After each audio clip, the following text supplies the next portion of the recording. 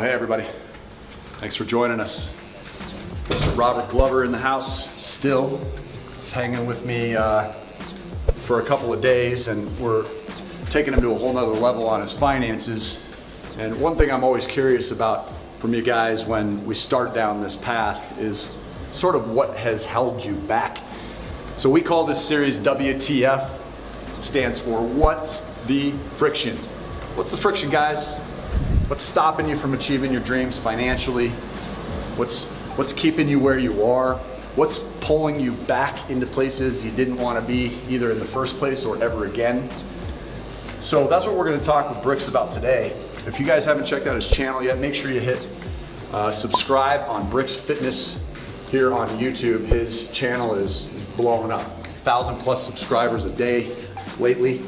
And there's a reason for it. His content is excellent. And this is all about getting healthy, well-rounded health, guys. And that's why I brought him in, not just because he won the contest, but also because, frankly, guys, we need him in our community. The cash flowers need him. We have to make sure that we know what tools to be relying on and strategies to be using and when.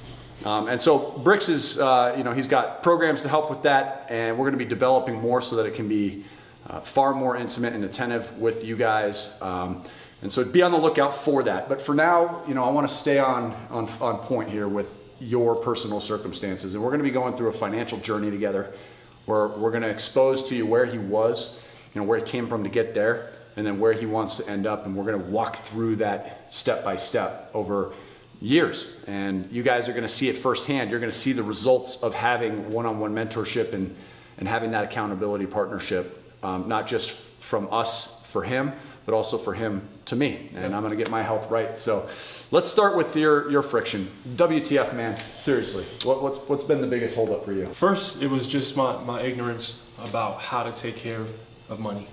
First and foremost, I was living in survival mode. By the time I paid my bills, I didn't have much money left. So it just wasn't a priority for me to take care of credit card bills or medical expenses because I just didn't have any money to handle any of that stuff. Right. So it became a painful thing because I just would try to ignore it. For years, I just ignored it. I ignored it. And naturally, it's coming back to bite me in the butt.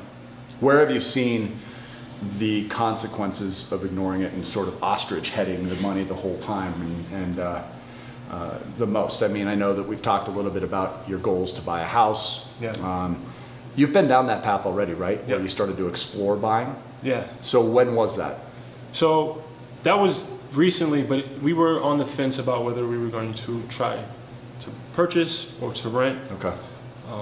But that's definitely a place where it rears its ugly head. How far did you get?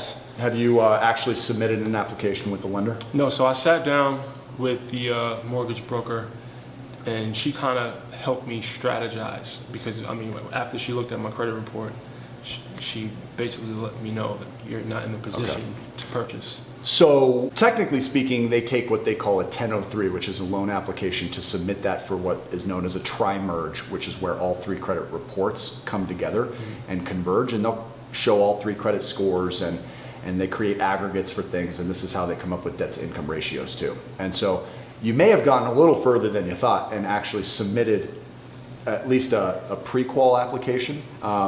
And if that came back where she said, oh, we can't help, then yeah, it kind of says where we're starting out. How many months ago was that? That was about 4 months ago. Okay. Because you did not have the knowledge you needed in order to advance yourself financially, but as well, you just were living paycheck to paycheck, right? Yeah. So it didn't feel like you had any choices anyway. Yeah. Tell me about sort of the psychological effect of all of that, right? Because you're a big safety guy. So you're talking about wanting to feel secure, and we both know that's not how you felt at the time. No, but this was my norm. This was what I watched my parents do. This is what I watched everyone in my neighborhood do. So the concept of safety is something that's new to me because back then I just thought that this is how people lived. I see. Yeah.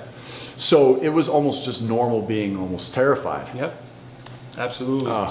And so since then, and we know just based on previous videos, and if you haven't watched the other segments, you go from having $50, you explained in one of those videos. We'll link them in the description for you guys to make it easy, but talk about having just $50, you and Cammie, right? And Cammie is his power partner, man. I mean, she is his wife, and they're power couple with every stretch of the imagination. When they first met, she was working for NASA, right? Yep. So she was a trainer at NASA, and I reached out to her so she can help me prepare for a show. So I had I'd say about another 30 to 40 pounds of body fat to lose in order to be shredded. And this was for a fitness competition. Guys, this is a 360-pound former big guy, okay, that is now entering fitness competitions. So again, there's mind blown here. So you're preparing for this fitness competition. Yeah, so that's when she stepped into the picture. Initially, it was just like we were workout partners, and she was a person that in many areas of my life made me want to be better. You know, our very first time in the same room, she kicked my ass in the gym, bro. Like, kicked my ass. And I'm like, this chick is next level. Initially, it was just, we were workout partners. And that was it. It was strictly platonic. Go to the gym. Let's work out together. I needed an accountability partner. She needed someone to work out with as well. And it just worked out that way. At the time, I was living in the gym that I was working at. I was homeless. It started off as once a week. We would work out together. And then slowly over the next couple months, we just started hanging out more and more and more. And it probably was a year, man, before I even admitted to any kind of romantic feelings. It's weird, man. That's a while. Yeah, because like I said, she just wasn't my type, typically. How much do you feel you were in a position to actually welcome love into your heart at that point anyway? Because you're obviously in a really kind of you're in a growth stage, right? You're obviously working out. You're trying to transform your physique and your health. Yeah. But at the same time, you're struggling with your finances still. If you don't have a place to live, you didn't have all the money in the world, of course. No, so yeah, that year was one of the most pivotal years in my personal development journey. It was a year that I decided to just spend time by myself. No dating, just inviting, women over to just have company. I literally had to isolate myself so I can dig deep inward. And wow, that must have been hard for you because you're a really outgoing guy. Yeah, it was tough. So you're not used to this kind of solitude, right? You were probably even using dating as a coping mechanism sometimes, right? And you're using that to feel better and feel worthy, and it's like an adequacy type of thing, right? You use women to feel adequate. Absolutely. So kind of when I made the switch from food being that thing, it switched from food to women at that period of my life. Because you gave up on food. I gave up. So you still needed something to cope with, right? Yeah, and I was still trying to fill voids somehow. And so I had a very interesting relationship with women, just in general, just the dynamic of the type of relationships I had. It was very toxic, man. Interesting. And it probably didn't even feel all that toxic at the time, didn't. right? In retrospect, though. Right. Looking back, you're like, wow, that was toxic. But during it was almost survival still, right? Exactly. So you're living in the gym. Yeah. How long did you live there? So I was between my best friend's couch and the gym for probably about 4 months. For 4 months. And then Cammie, my wife, she would sometimes let me sleep on the floor in her living room. Wow, what a woman, man. Yeah. She saw you at your bottom. Yeah. Well, was it your bottom? Do you consider that your bottom, or was 13 your bottom? That was one of my bottoms. My absolute bottom was 2013. That was the breaking point. Yeah. That was the turning point. The reason, this is funny. The reason why I had just moved from LA back to Virginia, and I was in an in-between space. And this part of the story is going to really paint the picture of how bad my decision-making skills were at the time. I bought a brand new truck. So I didn't have a place to live. But you had a brand new truck. But I had a brand new truck that I was spending $675 a month for. Wow. Yeah. Plus insurance. Yeah, plus and all gas. that. So that goes to show you how my mind was working at the time. And so she was working for NASA, and obviously a major support system for you, Oh, yeah. right? And you're the type of guy, and you have the type of relationship where this becomes like a personal challenge for you to live up to what you think she deserves, Yeah. because she's such a queen, right? Yes, And yes. just like Kellyanne, it's we're surrounding ourselves with people that aren't nitpicking at us, Yeah. forcing change, but almost holding us to the highest standards for ourselves, right? Yep. And so she made you feel worthwhile. Definitely, and that's a good point, man. It was never a nitpicking kind of thing. She never pointed out my flaws. She never made me feel smaller than myself. She always focused on the great things that she's seen in me Oh yeah, that at the time I didn't even see in myself. right. So that she was the piece, man. So obviously we talked briefly about this on the other video. Surround yourself with the right crew. You got to be with the right Yeah. crew and find those like-minded people. I like meetup.com because it's such a vast spectrum. And if you live in bigger areas, it works the best. If you're in a bit of a rural space, I think you're going to have to try and connect with people through forums and a little more virtualized. And that's okay too. There's nothing wrong with virtual. That's the beauty of living in today's era, guys, is what I'm hoping to get through with our conversations and show you with my own examples and bring in from other coaching members is evidence that any one of you can do anything you want. It's totally possible. I don't care where you're starting out. You could be part of the way to where you want to end up. You could feel like you're going backwards, right? And so I just want you to feel hope. And I think we talked about hopelessness, and that's such a discouraging feeling, isn't it? Oh yeah. Was that some of the resistance for you, or do you use hopelessness as a motivator? It didn't get any further than being suicidal, and it was nowhere else to go but up from there. I was sick of it. I was just sick of feeling hopeless. I was sick of depending on other people. I was sick of just feeling like I didn't feel like a man, and I was sick of that. So I just decided to do anything that it took to change that. Was it an all-day feeling for you? You woke up, immediately it's in your mind, inadequacy, feeling broke, feeling overweight, feeling alone, was all that immediately you wake up and that's in your mind and all the way till you go to bed? Or was it during the day you're active and a lot of those distractions took your mind off of what you were feeling? It varied from day to day. Some days I felt it all day, and some days I was strong enough to try to ignore the feelings, and then there will be things that would happen during my day that remind me of these inadequacies. So every time you got to bust out the wallet, right? Yeah. You're like, pull out the old credit card. You're thinking about what's in the account, thinking about if you even have credit cards open. Tell me a little bit about your history with credit cards beyond your first one on campus, right? So you get this first B of A, right? We call them a bunch of A-holes. Tell me, they give you $4,000, right? Yeah. You spend all of that, you're paying interest on it. You finally, what was the point where you got past that? What did you settle with them? No, was it collection? It's in collections now. Still today? Still. So you're 35 years old. Yep. This has been since you were 20. 19. Yep. Dude, do you see how crazy But that I is? paid interest only on it for I think like 2 years. Okay. Until 2 or 3 years. I mean, probably longer than that. But when that incident happened in 2012, that's when I stopped paying on everything. Okay. That's when I lost everything. What's the balance on that collection right now? I don't even know, to be honest. How much has fear played a role in your? So part of why we're here now, which is obviously later than yesterday, Yeah. right? Yeah. Is because of fear? Yeah. I would get this anxious feeling anytime I even thought about pulling my credit report. Because it's like I gotta face this. I gotta face this thing that I've been running away from for so many years, and making excuses, for not handling.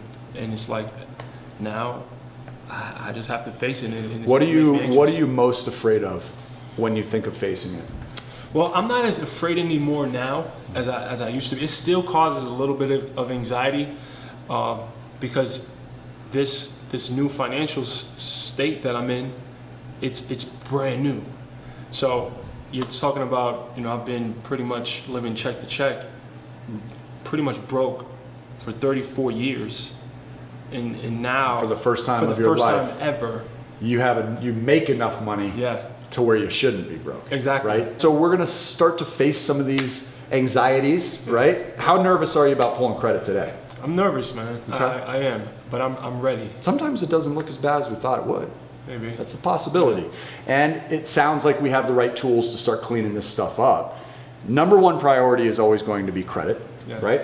And then, like I said, we're going to work our way into getting access to the right capital. But in the meantime, we have to start managing our spending and our cash flow the right way while simultaneously getting rid of the debts and building credit. It's not waiting for credit to get strong before we attack the debt. It's all about cash flow management at that point, because we're going to have a minimal number of debt weapons available, because a good percentage of the most popular tools that we rely on, called debt weapons, and you can check the link in the description for a video about debt weapons too, they require credit, right? And if you don't have the credit worthiness, then you're not yet a candidate for that, and that's totally okay. It doesn't mean you're on hold. It's similar to fitness, okay? So let's say I pulled my hamstring, right?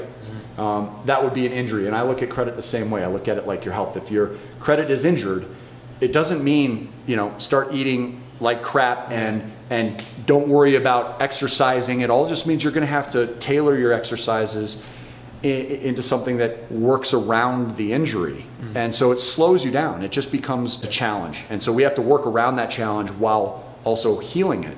And if we can heal that injury, then before we know it, it'll start to serve us positively. It becomes an asset working for you instead of pulling you back, right? And that's what credit's doing for you right now. This is not helpful for you, right? But it will be. And you're gonna love it when it is. And I'm here to tell you that when we get it to that, our target's a 760 and up, okay? 760 and above is the score we're working towards until we get there. That's the low of the three. Okay. Once we hit that 760 and above, then we kind of shift our proactive approach towards maintaining that, rather than a proactive approach of building to that level. Okay. And then once we have it, we're just protecting it. We want to keep it there, and it's a constant volatility. And again, I always compare it to fitness. And this is, again, you guys are going to see why I got so excited when he was the winner of this contest, because what he does professionally, it complements what we're doing on this side so closely. So let's say I get you to this 760 and we turn around and we apply for this amazing new tool that we can use to get ahead. We might see a slight dip in credit, as temporarily, but it's not an injury. And that's the big difference between being sore or having some discomfort and actually hurting ourselves. And there's a fine line to toe there. So that's what we're going to be digging into. I'm excited because while you speak on fear and you speak on some of your past history with financial education or lack thereof, I'm not sensing a lot of resistance to just being coachable. And that's a big, big step here, right? And so when we talk about friction, I'm repeating myself regularly on these videos regarding consistency. And financially, I see two big things compromising people's ability to stick with this. The first is discomfort, okay? And if you're not willing to welcome discomfort like you have so eloquently done for these folks and for your channel by saying, look, I'm going to be the first one to take my shirt off and show my weight. I'm going to be the first one to pull my credit on video and let people see it, even though you haven't even seen it yet, right? You're kind of getting into it for the first time. That's so terrifying. So number one is courage to be uncomfortable. Number two is patience. If people are impatient, they quit. And what's so poetically ironic or even hypocritical about this is these are the same people that are saying it's not happening fast enough, so I'm going to go back to doing it a way that will take decades longer than I would have done by just understanding I'm already in the fast lane, man. All right, so the next step of this process is we're going to go dig into the cash flow cruncher, right? Start looking at the actual numbers. Nothing will matter more than that. And we're going to dig into the credit report because I want to see firsthand what we're up against. Start building the plan out. Guys, this is going to be one of the most incredible experiences of my life. I'm going to try and make it the same for Brix, and I want it to be the same for you too. I want this to be that moment of truth for you where you've been seeing these videos for a while now and you decide that this is your time. And if you really are that guy or that gal now, check out the description below for a link to schedule your one free one-on-one coaching session. Make sure you have $500 in cash flow before you do that. We'll give you your own cash flow cruncher tool as a gift for just attending this today. You can go to cashflowcruncher.com and calculate your cash flow in advance of signing up for your session. And then make sure you subscribe to the channel and turn on those post notifications, because guys, every time we post a new video with Brix in it, you're gonna look for his face on that thumbnail, and we're gonna be crushing it. You'll see firsthand evidence that what we're doing here, that it can be a game changer, and it can be and should be for you as well. So we'll see you on the next video. Make sure you join us on that. We're gonna dig into the cash flow cruncher and that credit report. We'll see you on the next one. Until then, make it a great day. Thanks.